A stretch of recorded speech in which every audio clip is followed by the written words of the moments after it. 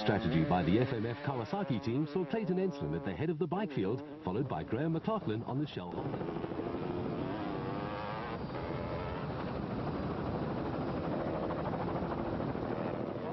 Pre-race favourite Alfie Cox had dropped back after falling into a hole in the notorious riverbed section, but was clearly in a hurry to get to the service where proper repairs could be carried out and heated as a result of a punctured radiator. These refuel points provide for some interesting insights into race strategy, as one false move can result in fuel being spilt, and with bikes being marginal on fuel, this can be catastrophic. Darrell Curtis loses little time. Showing that he can still mix it with the youngsters was Jeremy Davies, who's won this event many times when it was still based in the Freiburg area. As expected, McLaughlin ended the day at the top of the motorcycle timesheets after Enslin's fuel plant backfired and he ran dry. Dalton's good ride continued and he was second, with more than 3 minutes in hand over Davies, which gave the Shell Honda team first, second and third.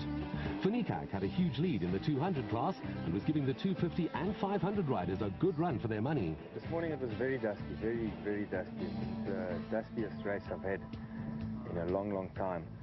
All the guys took a lot of strain. I think there were a couple of accidents. I think this morning we all just took it a bit easier to get through the dust. Once we got going in the sandy sections, it wasn't that dusty, and I just pushed hard the whole day. When some of the top guys had a bit of problems, I saw that, and I saw a gap, and I just thought, well, if I push hard, I can make quite a lead. To the two-wheelers, and McLaughlin had set a tremendous pace. I'm happy about the starting position. I'm going to go as fast as I can. I'm not too happy. We're a bit close to the quad, so there's really going to be dust early this morning. But luckily, we all have to have the same dust, so I think I'm going to try and use it to my advantage. He did just that and virtually paralysed the opposition with his pace.